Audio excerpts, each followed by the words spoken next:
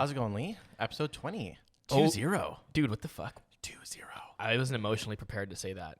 Yeah, I wasn't either. Because, like, we've seen episode 20, like, everywhere. The topic list, it says 20. But saying 20 out loud, like, think about all these. We've recorded 20 hours of footage. More than that. Well, more, but, like, at least that. realistically, Yeah. And you know what? I actually didn't even notice it in the documents. Like, I forgot today was the 20th episode. Yeah. But that was kind of a milestone for us. We basically said, we'll do 20 episodes.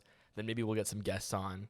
Maybe we'll try some new things, but we'll just stick with the format. So Yeah. maybe it's time for after this episode for like a 20 episode reflection session. I'm happy with that, yeah. And maybe some people can give us some feedback for once. Yeah. Storm, have you been getting any feedback from anybody but Yves? No. So if you're listening, because we know you are, because we see the downloads, you know, we did it like 100 downloads. Yeah. On a Yves, we got to get you on the show, man. Thank you for watching. Storm is underrated. That was what you said last time. Storm equals underrated. But you know what? You made a funny insight on that.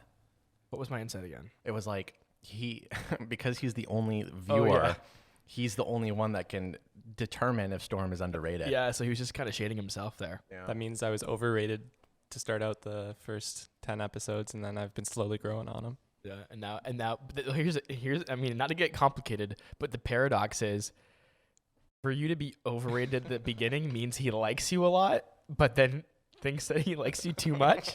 And then for you to be underrated means he likes you less but is still upset about how little he likes you.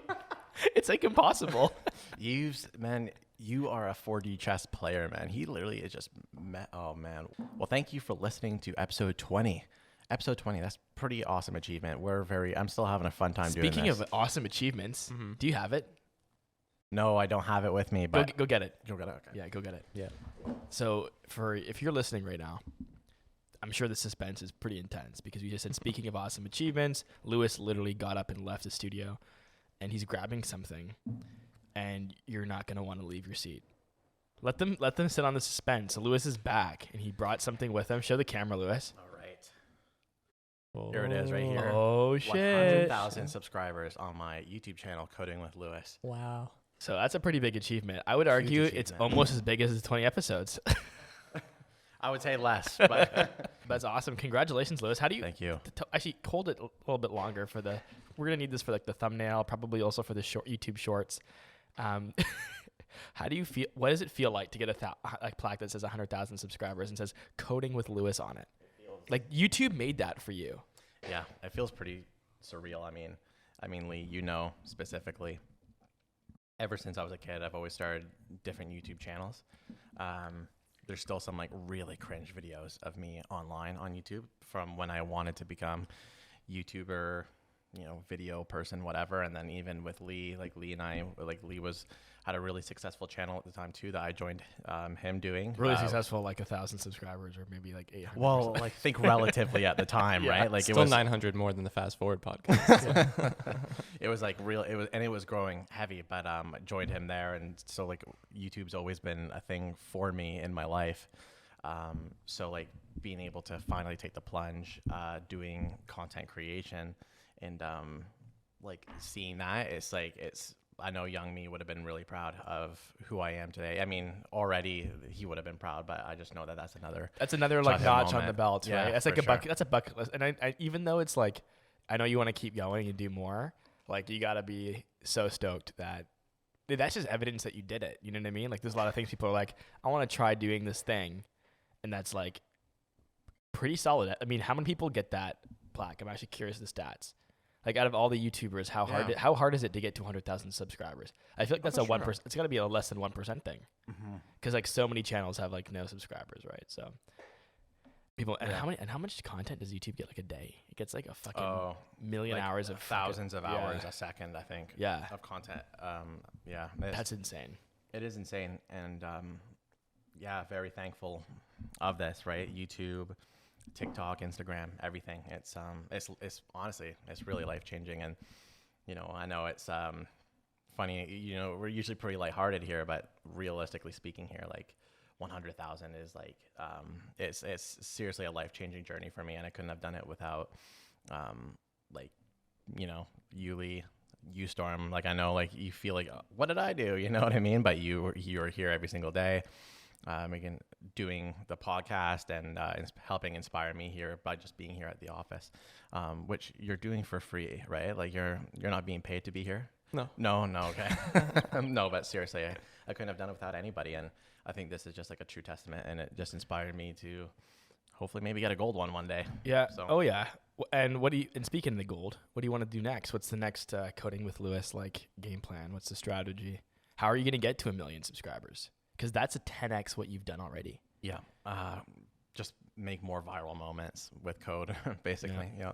I got a couple ideas, so hopefully they pan out. Sweet. Are they are like the things that you started yet? Yep, they're in progress right now. So not fast forward podcast ready, but or do you? No, not quite yet. Okay. I'm hoping it gets there. I mean, what if I leak it here? Is anyone gonna You use Cone? Yeah, you use Cone's like a developer and beats you to it. But yeah, I mean, some really cool ideas. Lots with live streams and like with cross platforms on different channels. So on TikTok, YouTube, and Twitch as well. Like all the live stream platforms. Hopefully, lots of stuff right now. But as of now, just making my content better every single day. That's my plan at least. So just self-improvement little bit by little bit makes it. I mean, obviously it makes a big deal. 1 video a day, that's what it took to get there. Yeah. Really impressive. 1 year. I even though I don't code, I can get enjoyment from your videos because they're so engaging.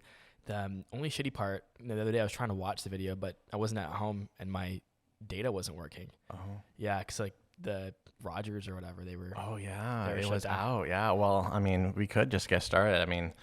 Oh shit! I just did that without the intro. We didn't do the intro yet. Okay. Lewis is like, I haven't said roll that intro yet, so I don't know. What God damn it, we're not professionals. Lee, but why don't you roll that intro? yeah. So congrats again, Lewis, and hopefully this channel will also one day get a silver plaque. It will. Actually, you know what? The fast forward logo would be a great. Would look great with a plaque. It's kind of like the plaque play It button, is, yeah. but it's a fast forward button, right? Anyway, we're getting there. Yeah, we're almost there. We're 1/1000th of the way Same there. like Grow with Lee. Yep. And same with Grow with Storm. Producer Storm. Produce with Storm. We actually made a joke here where it's like, at the beginning of Storm's Produce with Storm videos, it's going to be him about to hit like a MIDI keyboard or something. And then it just cuts to being like, here's how to respond to 10 emails every single day. Have one headphone on going like this as I like send emails. All right. Well, I guess it's time for Fast forward episode 20. episode 20. What are we covering today, Lee? Welcome to the Fast. Right. Welcome to the Fast Forward podcast. I'm your co-host Lee.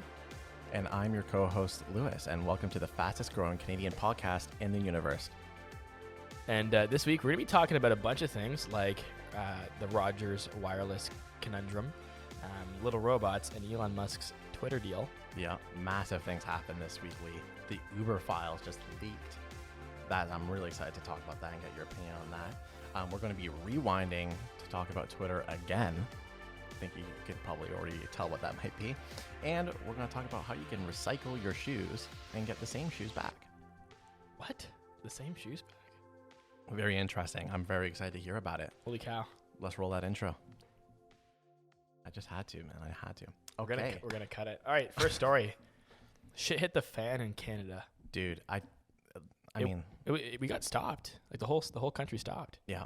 People were taking the long weekend. They were thanking Rogers for the long weekend. Oh, do you blame them? Like, you couldn't go anywhere because, like, even the debit machines were down. We were still here working, grinding. Yeah. Well, because we don't have Rogers internet. Yeah, thank God. Yeah.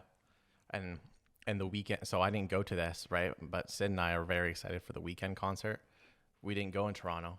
But I know some people who flew from like other countries to go see it, and it canceled 30 minutes before. Wait. People flew from other countries? Yeah, to see the weekend, because like it's in Europe. Oh, maybe for other reasons too. I don't know, but they went over there in the Rogers Center. Well, they didn't have internet, so they couldn't get like security. Ticketing. But do you know what? It's just crazy here to think, right? Because a huge venue in one of the biggest cities, like I would say Toronto is probably one of the biggest cities in Canada, if not the biggest. It is the biggest city in Canada. So how come when you have the most iconic stadium in The country. the country, you don't have dual ISPs in case shit like this That happens? is fucking so dumb. So we basically they put on this multi-million-dollar show with tens of thousands of people, and they don't have a backup if the internet goes down. No. That is just disrespectful. I know, and like the fact is that the fees too that they probably take away from the weekend concert or whatever goes on there, it's ridiculous, man. So I think it also shows. I mean, this is obviously preaching to the choir here or being a dead horse, but it just shows how monopolistic, if that's the right word, Rogers is in Canada when it takes out a third of the entire country. Just for one day. Yeah, and it was kind of ironic because it's actually called the Rogers Stadium, and it's not, they don't operate it. It's just like they have the naming rights. Yeah. But on the day that their shit goes down, they cancel like one of the most anticipated shows of a Canadian artist in Toronto at the Rogers Stadium. Yeah. But that's poetic justice right there. I think this is because if you're well, I don't think many Canadians are probably listening, but as of recently, Rogers wanted to acquire Shaw, which is going to be a huge merger, very controversial here in Canada because it's almost like if, I'm trying to think of an example, like Microsoft merged with Apple or something like that. You know, it's definitely some privacy laws. So that's happening, but I think this is really showing how something like that it should be completely avoided. Yeah, for the Americans that don't know, in Canada we have like this oligarchy fucking monopoly that's happening. And these three companies, they call them Robellus, Rogers, Bell, Telus. Oh, nice. They are working together in tandem to rip us off. And in Quebec, there's like Videotron, I think it's called. It's like a Quebec company. And because that company is providing competition, they have lowered, the big three have lowered their prices in Quebec. And now Shaw is supposed to be like a fourth player. And you know, people are excited about that. But like you said, there's a big merger potentially happening there. Yeah. So yeah, it's an issue. We should have. I do agree at some point. Like I like the idea that the Canadian companies make all the money, and that these American companies aren't coming in and then their economy is profiting from us. But we need more competition here. Yeah. And they should not be allowed to work together to just rip us off with these prices. For sure. And especially how they're so intertwined with the government too, right? Like that's a huge part of it. Oh yeah, Bell Canada gets ton. And here's a fun fact actually. In 2008, Merrill Lynch did a study. Okay, the Canadian wireless market was the most profitable of the 23 countries that were surveyed. So not only do we get shitty service, but the companies that are doing it are getting the most money. They're lining their pockets. Yeah. Yeah. The most profitable of 23 countries that were surveyed. Yeah. And we got one of the worst. Internet. Yeah. It's honestly so bad. So something that I thought was really interesting too is a lot of people didn't know why this happened or how this happened. Yeah, what was the reason? I heard a fire, I heard hacking, I heard lots of rumors. Yeah, so it turns out, and shout out to Cloudflare, which is an incredible company, by the way. If you're not aware of well, they're not sponsoring, so. But Cloudflare investigated this, and just so they completely ruled out due to the historic, because they were able to investigate all of the websites that kind of are under the Rogers infrastructure. They found out that through history of kind of similar incidents that happened, that similar to what Facebook did when they went down for a bit, they accidentally deleted kind of all of the tables that redirects where all the internet should go. So I'm trying to think of the best way to explain this. So what ended up happening is that they have a database table of some sort that redirects all of their traffic to where they should go in the ISP to connect to the internet, right? Yep. When they pushed up an update, that ended up just completely going down. Completely. Oh, because they overrode it as nothing, or they deleted it? Perhaps something like that. So someone got fired, probably. Oh, yeah, for sure. And then what ended up happening is that because they did this, they've also locked themselves out of other things. You know how in Facebook, when they deleted all the tables, or they knocked over their server or whatever they did, they couldn't even access their own server room. They had to get this giant, this kind of go for the huge backup plan. That's what happened. Yeah. It's weird they didn't have they don't have a backup for shit like that, you know? Mm-hmm. Well, why should they? And that's also another thing. When they're just making so much money, it's they don't need to be, and shit like this happens, and who's leaving Rogers, you know? Yeah. To just go get the same thing somewhere else. Yeah, seriously. Yeah, scandals, man. Scandals. Yeah, it's an absolute scandalous thing. Which reminds me, Lee, the Uber files. Have you heard about that? You mentioned it the other day, and you said you read all the Uber files, and it kind of reminded me of like, the X Files or these other iconic leaks, like what was that, Snowden? What did he do like the again? NSA leaks or something. Yeah, but I didn't look into it, and I didn't because I thought you said you read all of them. So I'm like, Yeah. you'll have all the juicy gossip. So why don't you enlighten me? What the hell happened with Uber here? So I think some sort of insider, I forget who, leaked like thousands and thousands of documents, like chat logs, internal documents, etc., of Uber executives between the years that it kind of first operated between 2011 and like 2015, when it was under the reign of the old CEO. Now, the leak there's so much to talk about here. It's absolutely insane. But I think what it really shows is kind of how intricate and how connected Uber was in its early time. So it's 124,000 plus documents leaked. So as soon as journalists were able, because this was leaked to The Guardian, I believe, at first, and then just after it was leaked everywhere, and like they were only picking it apart one at a time. But some of the key elements is the amount of lobbyists that Uber had to put basically on payroll in order to get this to work in every single country. Some of the biggest one being, at the time, Vice President Joe Biden, currently President of the United States. Wait. They were paying Joe Biden? Yeah, they were paying Joe Biden. Like his campaign? Sorry, they're paying for lobbyists of Joe Biden, whatever.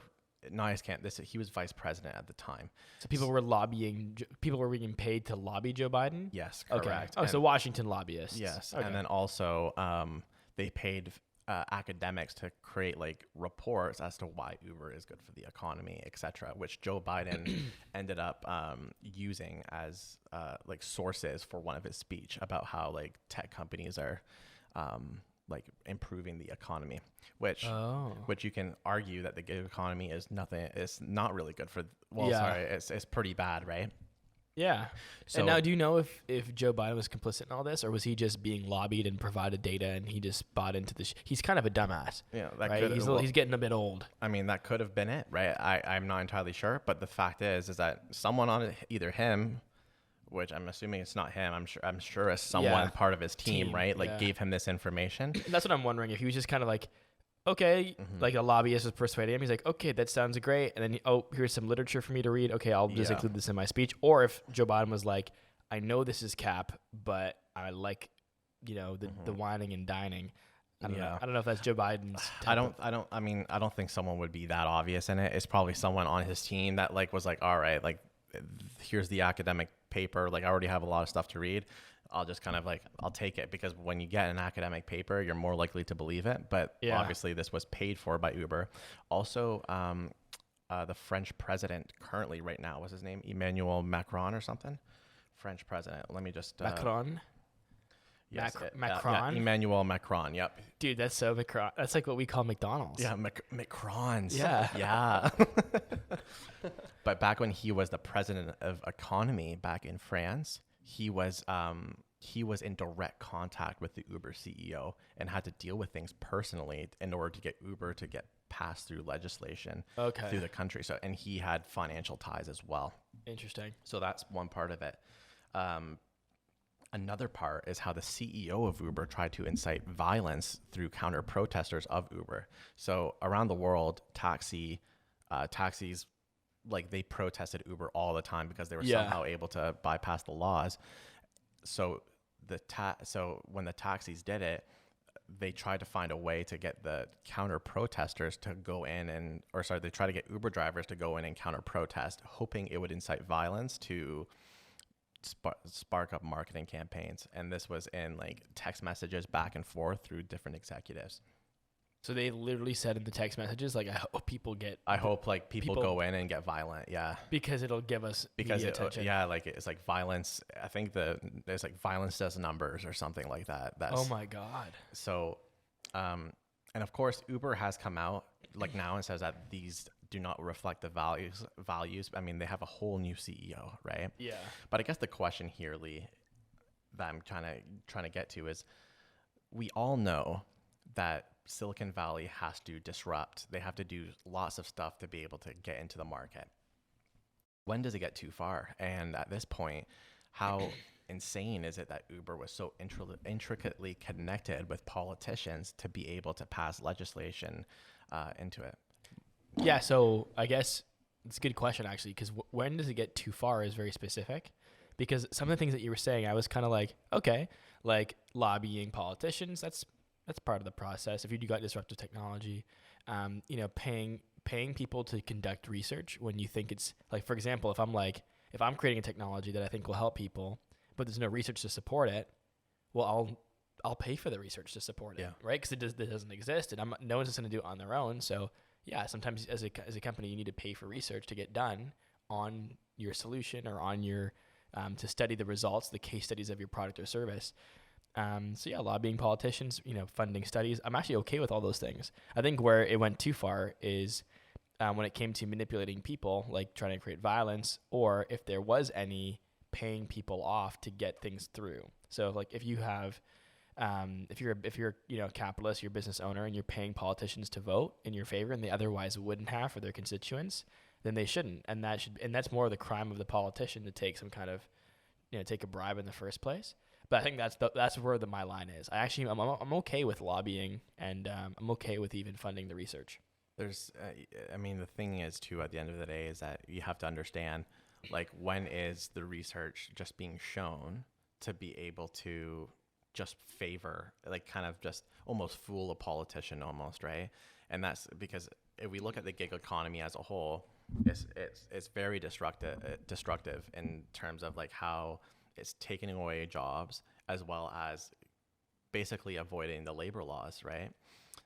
Now, this is where my opinion is because it's almost like you have two a-holes here working together, because Uber obviously is in the wrong for being so disruptive, but at the same time, the taxi companies were never, ever a victim, to say the least. They failed to innovate. They've always been a horrible service to deal with. Every time I've dealt with taxis, it's been a horrible service. Also horrible to work for. People hate working for taxi companies, like they're not good to their workers either. So I think the taxi business needed disruption, but at the same time, it's like, how far are you going to take it, right? So that's why. And I get though, like a company like Uber, like the CEO had to do some pretty extreme shit to get it into these countries and places. I mean, at the end of the day, like, did he go too far? Yeah, but I can also relate to that kind of obsession where he's like, I believe that this is going to be amazing in France or whatever, and I pull the connections, pull the strings I need to do to get it into the marketplace. This is where I think that's where my line is drawn right there. Like when, especially hearing about the French president, right, being personally involved with some of the like that's just like, it's wrong. He's now the president. Now. Or that should just be conflict of interest, right? So if the president's making any decisions that have anything to do with Uber's viability as a business, what you're supposed to do is you're supposed to say, hey, there's a conflict of interest. I'm financially tied to this organization. I can't make this decision. Make a decision without me. Yeah. I don't know if that was happening. I don't know if there was. Well, definitely not. The text showed that like Macron was like dealing with things related to Uber in politics in France personally. Like he would go to, I forget what the direct source was, but I think there was some holdup in some sort of legislation being passed or law being passed. And he went and pushed it forward. And he went and pushed it forard personally. And when you say he has ties, like, does he own shares or what was that? Yeah, like I think he owned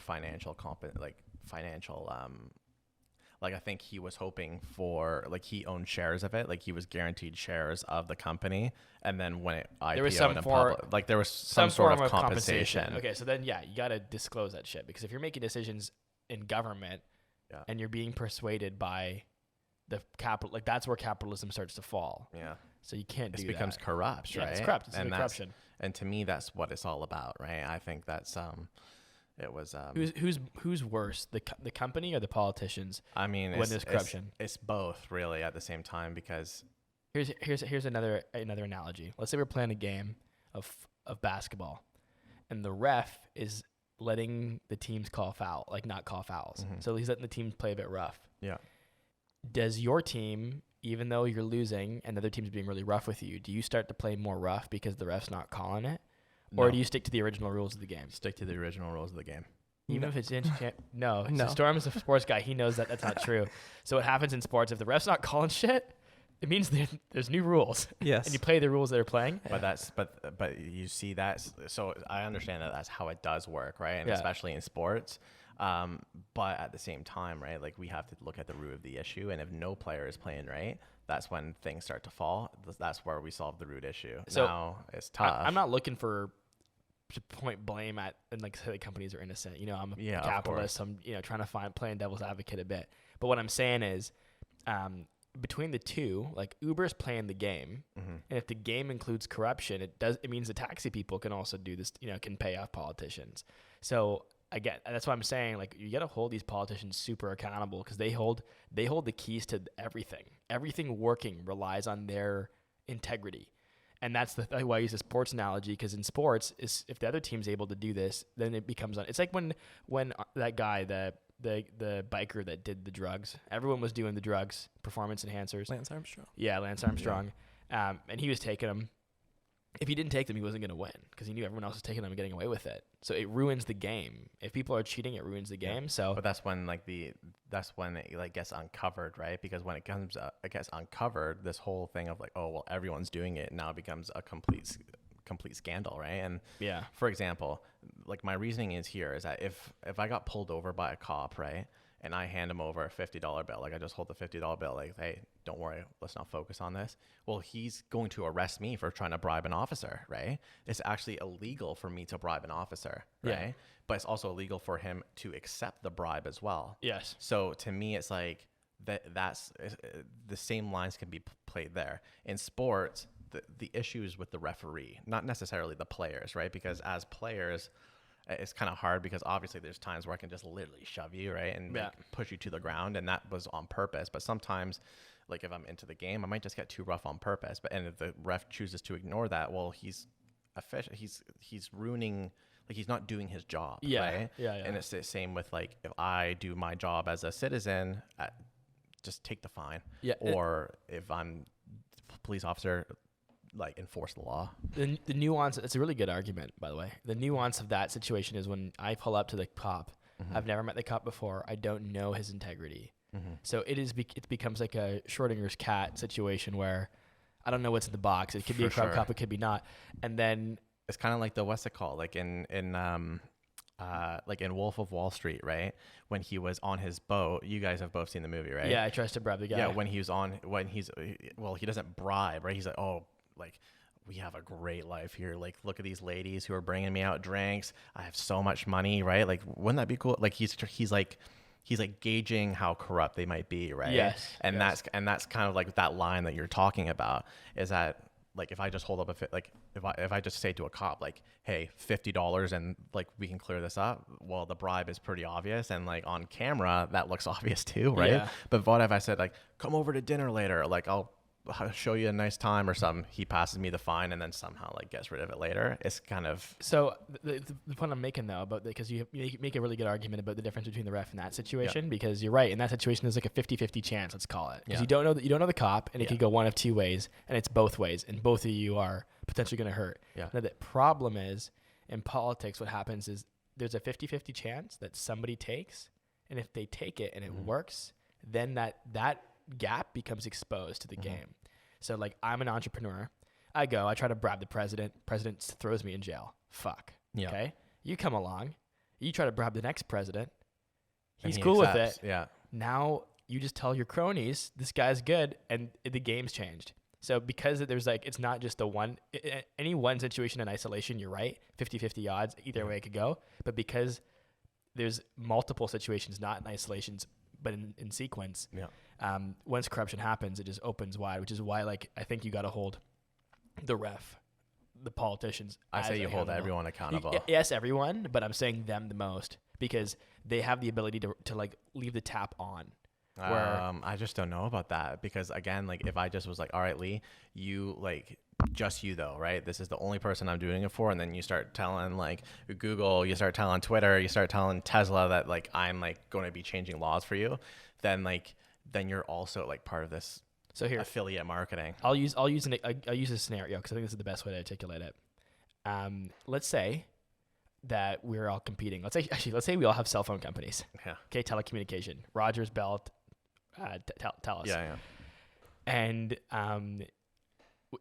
we're in a corrupt situation, and you guys are successfully bribing the government to get deals, to lay down infrastructure, to get more contracts.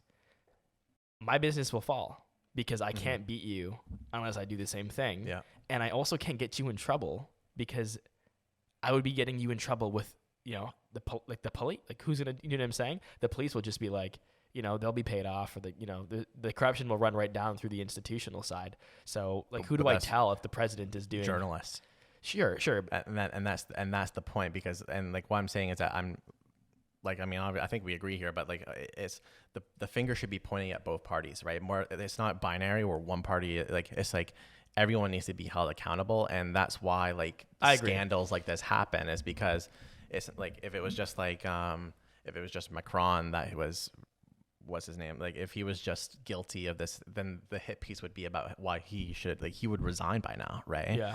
But instead, that's why things like Uber files come out, is because this is clearly like a mass amount of like scandalous things coming out that we need like to open a freaking door into it, right? Yeah. And so that's why I say both are. I like the analogy between the sports, because like in that instance there, like if the ref ain't doing stuff, like people taking it into their own hands, that is true. Like that is very much a thing, but we have to avoid that. But that's the thing, is because even though there's just one level of corruption, there's a whole game of capitalism being played, and the game of capitalism is it's winner take all, which is why I'm like, yeah, I agree, they're both to blame, but I feel like the politicians, they're not more to blame, they're just more responsible. And actually, you make a good point about media. I think if we had to like prioritize the value of the institution, the integrity, I would want government and institution being the most integral, media being the second most, and I care less about the companies, because companies come and go.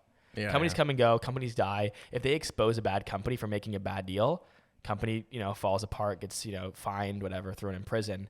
But if the institution collapses, and then media is not doing a good job of holding them accountable, like that's literally the collapse of your society, right? Yeah. So companies there's almost like we have a bit more freedom to fail with companies. We have like no freedom to fail with our governments, right? It's just why journalism is just so important, right? The fact that this can come out and people can eat it up and be able to, protect the integrity. Part of me thinks, maybe humans shouldn't even be fucking making the rules. Like maybe the government should just be like robots. Yeah, I mean, a very controversial opinion, but I'm excited to see what the next topic would be. Well, here's a weird story. Ironically, in line with what I was just saying, but there's robot refs coming to sports. Wow. So both FIFA and the MLB have plans to introduce robots to officiating. Dude, that's actually, I mean, that makes a lot of sense. Yeah, dude, I've watched so many basketball games thinking to myself, why the hell is a human making that decision? It is because a lot of the time the rules, they are kind of black and white. Yeah. They're not like in this gray area. It's like, no, that person crossed the line, their foot was there, whatever. If they had the cameras to analyze the data, an algorithm could make the right call. And then you're not bitching about the bad call, right? Like at bowling alleys, I've been stepping on the line forever. And it buzzes at me. Literally, these teams are worth billions of dollars, but our small town bowling alley has better foul detection. I was just thinking this the other day as a non-sports watcher, how many times like in the olden days have like results been wrong because of the non-ability of critical analysis of like technology we have. Like, for example, maybe it was like 86 in an NBA game, and like, or whatever it might be, that 3-point shot, it had to be a 3-pointer, and then it ends up going in. But it could have been a 2-pointer and they would have not won. Or just like moments like that, especially in baseball, where like you have to like look at the plate. The fact that refs get calls wrong, I think has impacted every single game. Because the very last play of the game, if the game winner's on the line, they'll go back and they'll review that and they'll treat that last play very, very carefully. But all the plays before that brought you to that moment, those are the ones that change the course of the game, and those are the ones that you can't get back. In basketball, they get like one challenge, I think, per half or per game. In football, I think they get one challenge per game. It's really, really shitty system. And I think that's like one of the things that bothers sports fans the most is like not knowing if their team should have won or should have lost. like not Yeah. knowing if the refs had the there's a lot of memes. It's like, oh, the Celtics were playing 5v8 today because the refs were playing against them. Do you know what I mean? It's too slow to go to video on every replay. Yep. It's It's not- that it's not slows down the possible. game, and they don't want to do that. So We need the robots. I'm here for robots. Paying to attention, make it. analyzing everything, like a bunch of cameras. Like it literally, like, remember when we did that segment where we talked about the Brooklyn Nets? mm-hmm. It was like a full 3D immersive VR. Yeah. I mean, if that technology exists, there's no reason why we can't use that for instant, correct, like foul calls, reach and fall calls, charge calls. Bro, they just gotta get EA Sports to partner with that company. Just like, yo, here's the code for all the freaking rules of the game. Just place it in there. Call it a day. I know it could be done. It needs to be done, and I think robot officiating. So in this example, so MLB is just bringing it in for to help the umpire. Automated strike zone system. Yeah, which I don't even know. Storm, do you want to expand on that? I don't know baseball at all. So it's just if you throw it too far off the plate, then it doesn't count as a strike, because otherwise you could just keep throwing the ball way Too far far off. from the bat, right? And it's hard for the umpire to catch it all the time, I'm sure. Yeah, it's balls going at 90 miles an hour. Yeah. They do the decent They must have success good rate, eyes. but it's like Still a hard job. sure. And then FIFA is doing it just for offside calls, but I just don't think any sports team could ever be like, hey, we're moving away from human refs to robot refs overnight. So what we're seeing right now is the first phase. It's a transition. The transition's gonna it will eventually be where there's no human intervention unless it's like absolutely needed. Like 90% of the game will be officiated by AI. Wow. Yeah. No tiny feet. Yeah, and speaking of tiny, there's other robots that are also making some buzz. There was a story about these little robots that are like remote controlled, and they're smaller than a flea. Take a look at this picture, Lewis. How small are they in inches? I don't know how small they are in inches, but smaller than a flea. So That's not tiny. I would say that's probably pretty average. It's pretty average to me, Lee. It sounds like an average size flea. Yeah. Do you know about his personality or what? Or are we just gonna? So a flea is anywhere from 0.04 to 0.13 inches. So like about average. a tenth of an inch. About average size. Yeah. It's It about can make you laugh though, right? about how you use it, right? But yeah, these little robots are pretty cool. They're remote controlled, and I guess because they're so small, they cool incredibly fast. They move really quickly, and they're pretty powerful. Well, that's the thing. They could do a lot of things. They could help, fix devices, technology, going and do little tasks. They got those little arms. Can you see the little arms? Yeah. They Like can a little crab. Yeah, like little crabs. They can fix some stuff, but they can also maybe go into the human body and go in and fix some stuff in you. What would you do if you had an army of little tiny robots? Do my hair every day. You'd have them do your hair? Yeah. Like Snow White. Oh, like go and get every single individual hair and fix it? Well, just like when I'm recording my videos, I had to re-record a video the other day because my hair was just so whack, right? I just knew I was going to get roasted in the comments. So it'd be cool if I was like, all right, robots, assemble. And then it just gets at the perfect angle. Yeah. A hairbrush would also do that too. Yeah, but then I have to do that myself. Yeah. But then they're so small. But I'm trying to think. But like an army of them, like 20 of them. like swarm. Yeah, it's like, because they're like drones kind of, right? I'd Yeah. want to use it for if I got a tick, and then like it pulls it out, and then they just have like a fist fight between the robot and a tick. Like, Dude, like that'd be hey, so you're my epic. human. Those are like your bouncers. Your body's tick bouncers. They're like, yo, bro, this is our human, man. You got to get the fuck out of here. And the tick's like, no, I'm not going. Robot pulls him out. Yo, you can't lay down there. Have you guys ever got a tick before? Yeah. I haven't, no. You have got a tick? I did, and yeah, I did once. Yeah. What happened? Did you get Lyme disease or No, did you get it out? no, I got it out. I Nice. like froze it. You're supposed to freeze it just in case, like, so the doctors can test it later. But There's some kid use that some kept- tweezers and like, yeah. There was some kid at my school when I was at Hyde Park who kept getting ticks all the time. Kept getting multiple? Yeah, he kept like I'd show up to school and he like would have ticks. Tick and- magnet. Yeah, literally. All the time. Ticks just dig ticks. Dig into his Yeah. flesh. Yeah, yeah, big tick energy.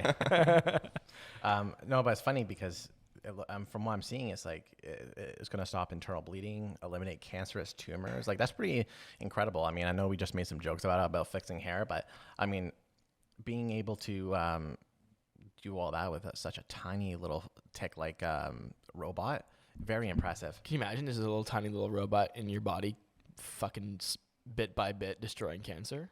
Dude, that's epic. That's, man, we live in the future. Sometimes the other day I was just heading home with Kayla, and there was this guy cruising on one of those like one wheels. Yeah.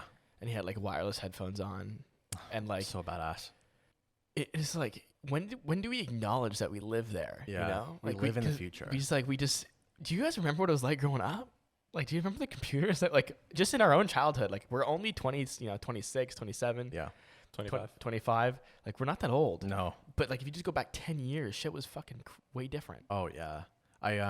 Shawshank Redemption. You guys see that movie? Yeah. I haven't seen it. No, but I've heard of it. Well, there's a scene in the movie where because it's all about being what's the term? Like when you live in jail for so long that you need to live there. You're like dependent on being in jail. What's that term called? I know what you're talking about. Yeah, I forget what it's like called. Stockholm's, but that's like when you're Stockholm captive. syndrome when you're captive. Right? Yeah. Yeah. No, so yeah, for viewers, the term I'm using is that when you are in jail for so long, usually like 30 plus years, you can't go into the real world. So you recommit a crime and go back in because that's all you know how to do. Anyway, this old guy who was in jail for his whole life left finally, and there's a bunch of cars everywhere because back when he was young, there was no cars. So he was tripped out when he freaking walked on the street and there's cars everywhere. I think what's so crazy is there's freaking cars everywhere now here that have the craziest technology in them. And I just don't even think twice about them. Yeah. Like when we were kids, like the touch screens, the electric, like there's electric cars. Yeah. Do you guys remember They're when quiet as hell. Do you guys remember when electric cars were like a sci-fi thing? Dude, yeah. Like there was like this guy that like it was Jetson, like it was Jetsons level stuff where Yeah. it would also fly in the air. Now I see like 3 on my way home. Yeah. It's stupid. Now you can like recycle your shoes and stuff. It's crazy. You can't recycle your shoes. Well, Lee and Storm, you can recycle your shoes. Funny you say that, Storm. No, you can't. Recycle? Yeah. How does this work? Yeah. So this is one of the craziest business models of all time. One of the first truly circular sales model in clothing is On's new Cloud Neo running shoe. It can be recycled to create a new pair. Customers pay $30 a month for an endless supply of Cloud Neo running shoes. Once they get beat up, they send them a new pair. Its success depends on a number of variables, including how many people join, how long they subscribe for, and how long the shoes last. So Dude, that's so sick. So this business model is still like pretty experimental, right? We don't know how it's going to do. So it's a very risky investment, but it's very interesting. I don't know if it's risky. I've attached a picture of the shoes. It was funny because when Storm posted the article, it would like show like Yeezys, and then it would show, and I knew that was a bit fake. I was like, there's no way that you're going to get like Jordans or like Yeezys for $30, right? But the shoes actually look pretty badass. I kind of like the look of them if you look at the picture there. Our employee, Josh, he actually has a pair of On. He does? Yeah, and he got a new pair of shoes. I always tell him I think they look really cool. Well, I think his new ones aren't On. I think they're something else. Yeah, they're Nikes. But they're ones, off brand. They're off. On is like a new brand from like I think it's developed by a runner. Yeah. And they're apparently, like Josh said, they're really, really comfortable. So it's pretty innovative. This is a company maybe to bet on because they like the fact that they were able to get into this market to begin with is nuts. Like how I think it's like we're talking about them right now. They're not Adidas, they're not Nike, they're not Puma. You know what I mean? They just like because when you sell a $30 pair of shoes, am I gonna look like a dad? That's the and not like the cool type of. Well, dad. they just look like this is the thing about they look them. badass. They look like daily drivers. Daily drivers that you are worried will get ruined, and you are worried because they're white. Yeah. This solves that problem. Now you get a white pair of daily drivers. Look at mine. Let me show you mine. Put them by the mic. Bro, not for free. People make a lot of money off of that. Bro, not for free. That's really good, Lewis. Just trying to look out for the homie, eh? Yeah, like they're dirty. And, maybe I could clean them, but I just don't have time. This is sick. $30 a month. I don't need to worry about whatever I step in, nothing. I just send it to them. They'll look after, and it's also like super green. Yeah. This is sick. It also goes with the minimal aesthetic. Yeah, I would try something like this. I would just be like, I'd be curious how, like, I need to like the shoe. Now, could you hypothetically just get the $30 shoe and then not resubscribe, or how does that work? I think so. Probably. It's not like a year. Oh no, you like when you stop your subscription, you're supposed to give them back. Otherwise, you pay like some sort of fee. Oh. So really, you have to keep the subscription going. Yeah. So this is the thing. I don't know if it can fail.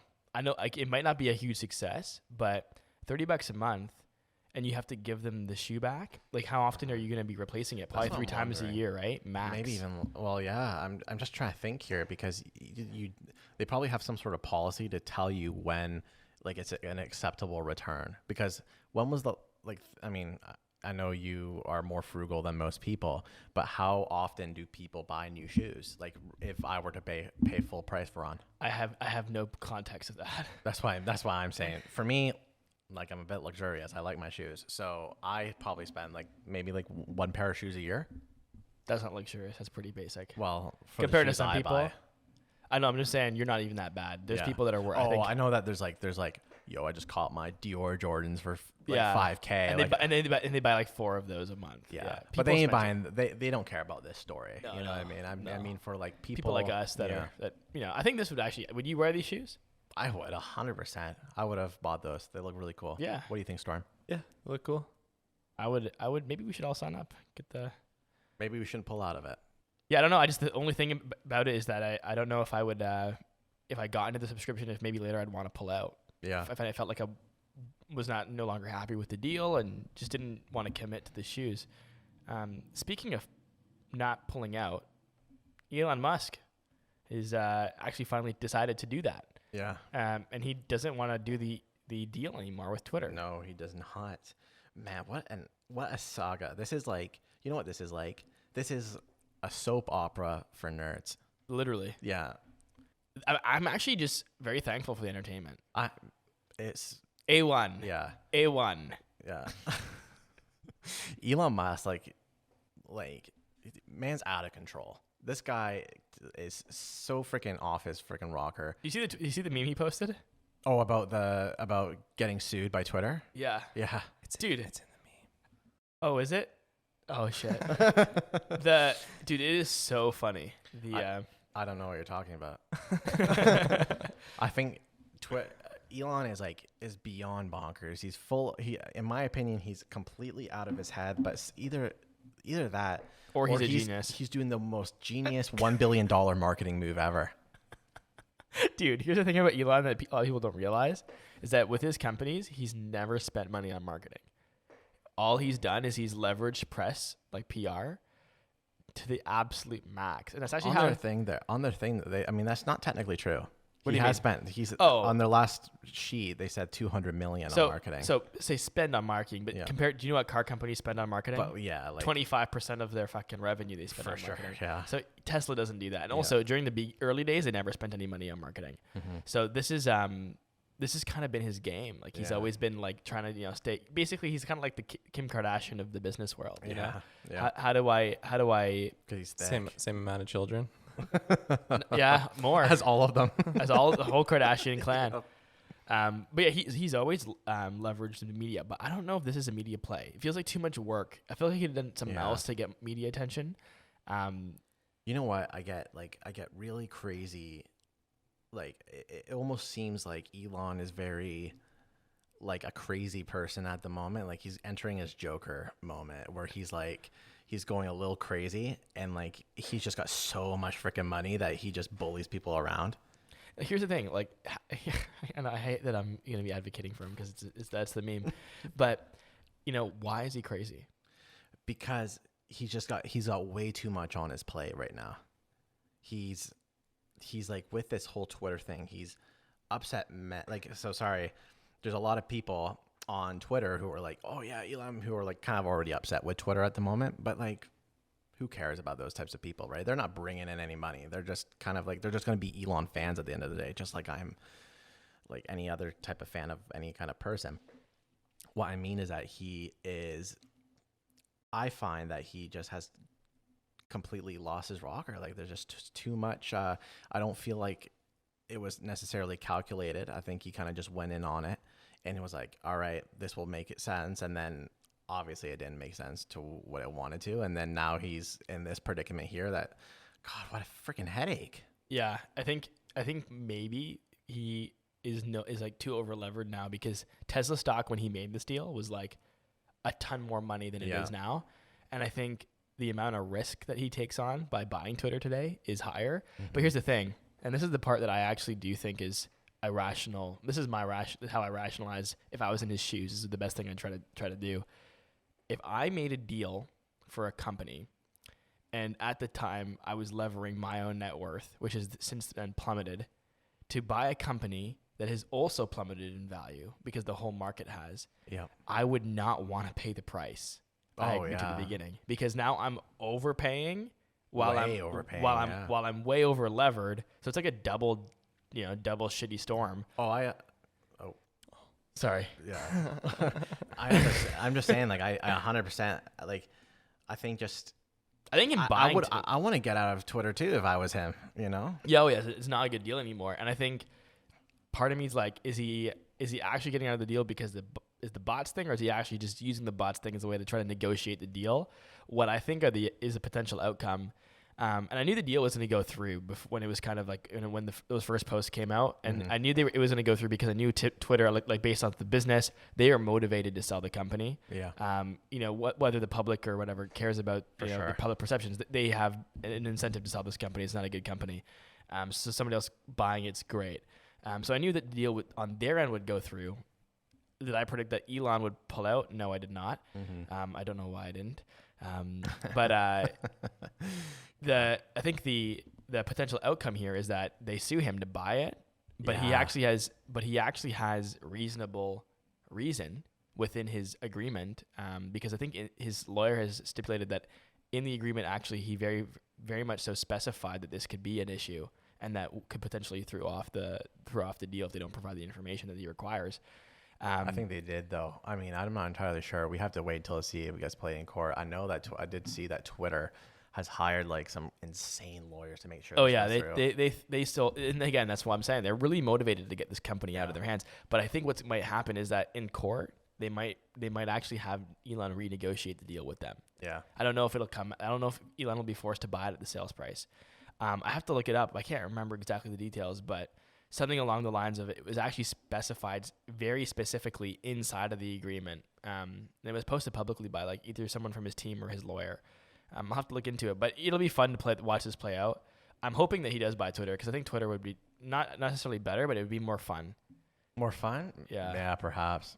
I mean, like, I just don't know exactly what would change, to be honest, right? I think things will change, period, though. I don't know what will change and if it'll be better, but I think just like the chaos is kind of interesting, like just to see it evolve. Because the company hasn't really, like, they have way too many employees. I like Twitter a lot. I think Twitter is an amazing product, but you're right, the business sucks. The business sucks. That's what I'm saying. Sucks. Product's amazing right now. Wow. Yeah. Today it was down. Yeah, that's true. July 14th for those listening. I never knew, because usually when Notion or Slack is down or Asana is down, you check Twitter. I have to go on Twitter. So when Twitter's down, where do I go? It's true. You have to go to Google News. So yeah, true. To summarize though, why is Elon backing out? Spam bots, right? I think he's saying it's because he's saying it's because he's not been given enough information about the spam bots to make the deal. I think or the spam, not just the spam bots. Sorry, spam and bots. I think those are two separate things too, to a degree. Yeah, like I scammers. Bots specifically is like kind of where the issue is, or not necessarily bots, but like you're right. Spam bots that are like meant to not legitimate people. Yeah, right? not legitimate users. Mm-hmm. Yeah, so we'll see what happens. Who would ever thought back in 2006, on July 15th, that this would be where Twitter is at today? I would never be able to predict that. Let's rewind to freaking, what's it called? That's like 16 years ago. Or how long is that? I can't math right now. That's 17 years ago. I can't math right now. Yeah, it says 16 years ago. 16 years ago. Yep. Cool. So, if you guys never heard, so this podcasting company, this is crazy. So I've actually read the whole book on Twitter being invented. And it was actually, so there was a San Francisco podcasting company called Audio. They released something called Twitter with no vowels, which looks really cool. Like, I wish that we did that with our brands. That'd be cool. Yeah, that'd be so cool. Oh, true, they did. That's so funny. So it's a short messaging service for groups to the public. So it was what Twitter is now essentially, but the catch is that you texted to a number and it would tweet for you. Wait. You texted? You texted to a number. So like, because like SMS was like, the internet was different back then, right? Like before the hand, you would always like just text on your phone. Then how would it know what profile tweeted? It was there's number? like, there's some sort of like, this was pretty common back in the day. You were able to do it with Facebook back in the day. I think what you did is you tweeted to a number, and then based on what your phone number, like what the phone number that received it, it would tweet it to that profile. Whoa. Yeah. I mean, it wasn't necessarily like crazy technology back then because Facebook did that, right? Like everyone did that. I remember. It was just like shorter messages. Yeah. So anyway, this was a micro blogging. So Twitter co-founder Evan Williams first made his name in the Silicon Valley tech world by founding the web diary publishing server Blogger, which he sold to Google in 2003 for several $1 million. So then them and 3 other founders, one of them being Jack, who was the CEO for a very long time, continued on. Now, this was a very interesting story. The reason that Twitter kind of blew up and became better was a good story. So basically, they just had it. It was like not even that big of a deal. But then an earthquake happened in San Francisco, and then someone so a bunch of people tweeted about it and used a hashtag. And then when people looked at the hashtag, they got like the news in real time, which was something like almost unheard of. Right? Yeah, so that's new. And that's when Twitter became really popular. And then many years later, it's here we are. Is there anything really faster than Twitter today? Because even if you think about like the video content platforms, you have to create content and post it. Where like Twitter, you can just write something like as it's happening. Like there is a alien spaceship above the baseball stadium. I think the mix is like maybe TikTok or Instagram, because like even though it takes more effort to do a picture or a video, the compromise it being is that it's easier to digest, right? Like a tweet isn't easy to digest really, and also like if you only read one tweet, it's whatever. But if I see a video of like an earthquake happening, I'm like, holy crap. Okay, so it's more powerful, but still not faster. But not faster, no. Yeah. News first, Twitter. Everything for sports always breaks on Twitter, just because it's a quick like. Yeah, it's you true. just type it and then it's gone, instead of like getting on your phone, doing a video, being like, "Hey, guess what just happened?" Overthinking about making it entertaining. Like quick news. Yeah, it's true. It's powerful. It's so powerful. And it's crazy that it hasn't been really like done better by anybody else. No, it needs to be snipped by another company. Speaking of snips, we're going to go through, I'm just going to give quick reactions. I'm going to read them to you guys. And you guys can give quick takes. Okay. Japanese folks, you better be nice around the internet. A law that went live was that online insults are a punishable offense. Consequences include fines of up to $2,000 or up to a year in jail. Dude, that's nuts. To be mean online. That's crazy. I think honestly don't have a problem with it. I do have some things to say about freedom of speech on the internet, but I think if it's like, as long as they've defined insults, like you can't make fun of people for being, overweight or ugly, like, or something, you know what I mean? Then it's like fair game. Yeah. If the insult, what an insult means becomes a gray area, and now you're getting fined for shit you're saying on the internet, that's where it becomes a problem. But I think this is like an anti-bullying thing, right? Yeah. So, TV star committed suicide, and that's where it's like stemming from, because of negative comments. Cyberbullying? Yeah. I mean, it is tough, right? Because you're right. Like if it was clear, but that's where slippery slope, because it is talking about people's feelings. And like if like the word insult, right? Like you could just say something easy about me, right? Like, oh, your hair looks flat today, right? And I'm like, fucking hell, what an asshole. I'm reporting this guy's getting fined. Yeah. And it's also one really important part of our society and the way that we operate as humans is we require so much peer-to-peer evaluation and criticism.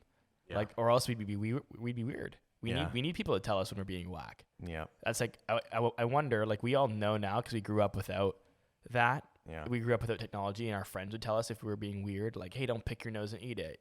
Don't be a dumbass. Do your math questions, don't be stinky. Take a shower. Like these. How often have you ever said don't be stinky? Or don't be stupid, do your math equations. I don't know, but you know what I mean. I'm using that. I don't want to go to elementary school with you. You know what I mean. Yeah. We had when you were in school, you had these pressures, and you had you get ripped on maybe sometimes, and those were pretty good mechanisms to teach us what was cool, and cool is just being appropriate in our culture. I'm not 100% against bullying. That's what I'm saying. Like, it sounds horrible, right? Like I want people to be bullied, but I was bullied. and it made me a better person. My feelings hurt, but that's the real world. We can't make the internet some fairy tale land. No. And then when they go into the real world, people can talk shit, and then people aren't ready to be exposed to that. Yeah. So I think there's a balance that needs to be there, but at the same time, I like the fact that people can get it. Here's the thing: maybe it's only enforced when shit gets bad. Like, so for example, a kid almost tries to kill himself, or you report it, then it's like enforced. But I think for the most part, you got to be kind of careful. But anti-bullying rules are cool. Yeah, and so kind of on the same note, TikTok introduced a new content rating system called Content Levels in an effort to make the app safer for younger users. The system will classify content on the app in a similar way to the age rating system that is used for movies. And I just want to hear Gary Vee say, content levels? Dude, that's... levels to content? The same way that you would do for movies? Yeah, like rated R, PG. That's sick. I like it. I like that. Because, the issue is with my son...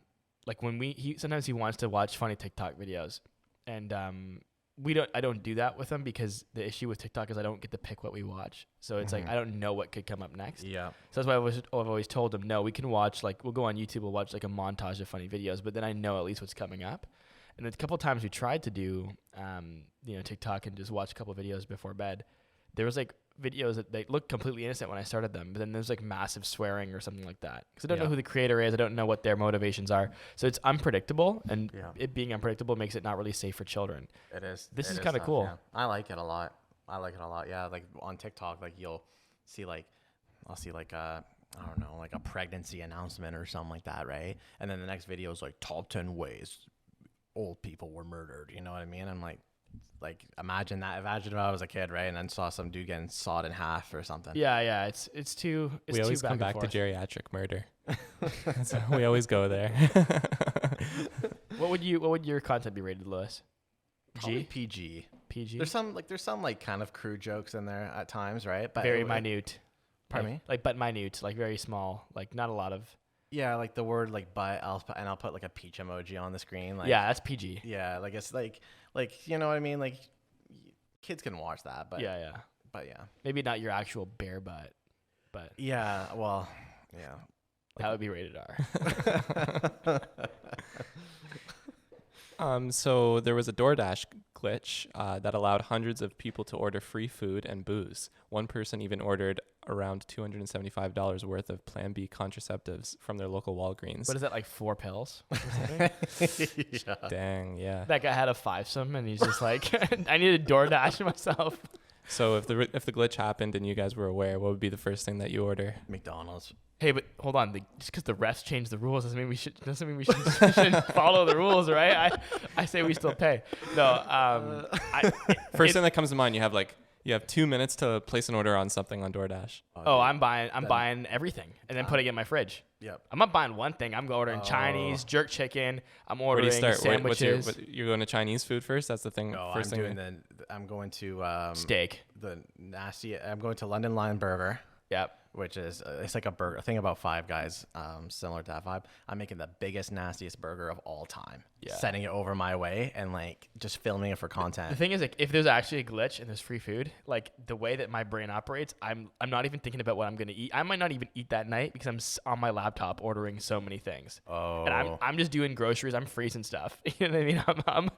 Yeah. I'm ordering food and I'm putting it in the freezer. My brain is like that's free money, so it doesn't exist. So what's the craziest thing I can do? And that's what I would do. I'd literally be like, okay, let's freaking just go bonkers. Lettuce, 10 pieces of bacon, 3 patties, freaking buns in between each of those patties. Like I'm not thinking about now. I'm thinking about 3 weeks from now where I can sit into the group chat. You're in survival mode, bro. Guys, I'm still eating off that DoorDash glitch. Bro, I'm in a coma from my DoorDash glitch. You reveal online your new plan for how you're gonna preserve everything, and like it has to be staggered so that you can like get most use of all your free stuff. Oh yeah, it's using the fridge at the office to stock stuff. But did the DoorDash customers have to pay it back, or did they just get free food? I think they got free stuff. How much money do you know? Did it say somewhere like how much money they lost in free food? No. I think DoorDash probably wouldn't want to tell anybody that. No. Probably would make their investors unhappy. Yeah. Screw them. All right. They were actively canceling fraudulent orders, but I think some of them might have slipped through. And then the final snip, Netflix named Microsoft as its partner for an upcoming ad-supported service. After forecasting a loss of 2 million subscribers in Q2, the company has finally embraced the low-cost ad-based model, What? partnering with Microsoft. What? Makes sense to me. Microsoft is like seriously scary. This company, like Google, not Facebook. Do you know what's crazy too? Because They went to- Amazon is because they host their stuff on AWS, and they have like a huge AWS bill. I mean, obviously, right? But I'm surprised. Is Microsoft in advertising really? I mean, they must be because they've got the Xbox and they must have some advertising platform. But like, I mean, that's a pretty big deal. Microsoft is just good at it, man. I don't know why Netflix wouldn't use Google, Yeah, good point. because Google doesn't really compete with Netflix, do they? Well, neither does Microsoft, do they? No, I know, but Google does ads, and like Yeah. YouTube pre-roll could go into Netflix so easily. What Yeah, they do true. with Bing, Microsoft does with Bing on a much lower level than Google. Yeah, true. Maybe the rates were better. Yeah, for maybe. Why doesn't Google buy Netflix? I think that'd be a good property to keep with YouTube. Do you think- Netflix, YouTube, You think Yeah. Amazon's going to? or Microsoft. You think? I Yes. don't know if Microsoft has a free cash flow. They keep spending money on shit. So Netflix's market cap is 77 billion. So I don't know if any. Or I don't know if Microsoft just freaking bought up like they just spent like 80 billion, didn't they? On like Activision Blizzard. Yeah. Bro. So they could have bought. Yo, you could have bought Netflix. Why'd you buy Activision Blizzard? Oh, They were for I sale. would've- I would have bought Activision. You don't like Activision. Netflix as a business. Netflix isn't that great, to be honest. It's just it's like it's not.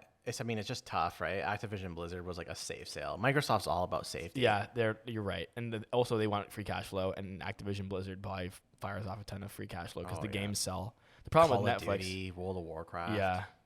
I might grab a large Blizzard with the Door Dash outage. Activision Blizzard. Oh. some Dairy Queen or something. Oh. Now we're gonna move right into the meme, which was leaked earlier, and League. I leaked it. leaked it. Oh, you literally used that meme? Yeah, like I just thought it was too perfect It's about what we're talking about, Oh, it's so good. and So it's from the man himself.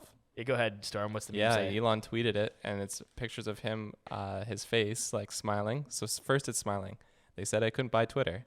Then he's getting a little happier. Then they wouldn't disclose bot info. Even happier. Now they want to force me to buy Twitter in court. And then hysterically laughing, he goes, now they have to disclose bot info in court. The top comment: model behavior for a CEO. Honestly, like you gotta appreciate. I mean, even though like I know he's out of control, Elon Musk, he's out of control.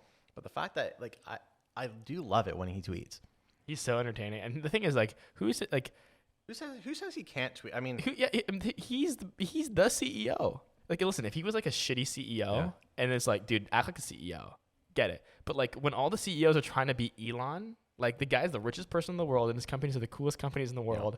He has the best talent. He's the most innovative person on the planet.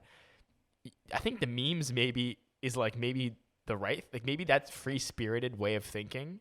This eccentricity is why he is who he is. I don't think you can have him be Tim Cook and also No. Elon at the same time. I just also wonder too, is like, because the thing is that Elon Musk is, I mean, like, who cares about posting meme? And he's just like a business person. Like, who cares? He's still a human at the end of the day, right? You Just like literally us. had Trump freaking posting, like, he would literally threaten Iran with world war on Twitter with all caps. Like, dude, that was the most boomer thing you could have done. Like, imagine if Joe Biden did this as well. Like, of course, maybe if Joe Biden did it, he's supposed to represent the American people, and you're posting like imagine this meme was like to Russia or something like that. Like, they said they couldn't invade Ukraine or something like that. Ukraine right? was posting memes up until they were invaded Yeah. about Russia. Actually, I think even during the invasion, weren't they? Yeah.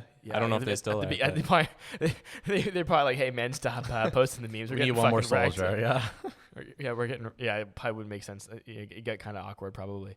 But yeah, you know what? He's not representing a country. He's not a politician. He's an entrepreneur. He's having fun. But what does this mean? So to post something like this, he's either a bit delusioned, or he actually thinks that things are going his way. He even posted a picture of like a checkmate situation, but it was like Chuckmate. Yeah. Did you guys see that? It was like Chuck Norris. Yeah. And in that meme, he's trying. I guess what it sounds like he's trying to say is, that Like it's your turn. now you have to show the bot info in court. Because Yeah. before, before they were doing, business jousting back and forth, but now it's legal jousting. Now you actually have to provide details that would pass as legitimate in the court of law. But the fact is, though, is that the fact that Twitter is still going on about I mean, it's kind of funny because we have two forces who are so confident in their claims. Elon saying that there's 100% chance that there's more than 5%, and Twitter saying no, we're at 5%, right? So again, only the courts will be able to decide. I wonder, I just can't wait to see how it turns out. I know. I want to see this drama. This should be a movie, Yeah. It's so entertaining. You guys gonna do a live react to the court sessions or what? Oh, there should be. Oh yeah, a live react live stream to the courts. That would be awesome. So I don't know if someone else made that Elon meme. Probably though. Yeah, he definitely doesn't make any of these memes. I think he's just like anybody else who just finds takes memes it, they yeah. like and posts them. Not right? us though. At Tomorrow Inc., we make original memes Yeah, all we do. day. I haven't made my own meme yet. We had one with Lee today from the most recent short we posted about him saying gross, and take that away or get that away from me. And it was about the Oreo peanut butter sandwich with Ritz cracker. And You can actually see that awesome short that Storm did on our short form content. thanks. Yeah, wow. Which Why actually- why don't we wrap up? Yeah, it brings me to the to our conclusions here. Thank you so much for listening to episode 20 of the Fast Forward podcast. It has been a pleasure. We regret to inform you that this is not going to be the last episode. Psych. We'll be back. We'll be back for 21 forever 21. And we'll be doing more episodes next week. Actually, Storm, are you gone next week? no, I'm here. You're here, but then the week after you're gone. Right. So we're going to have some guests for episode 22, episode 23. They're going to be surprise guests. They might be famous. They also might not be.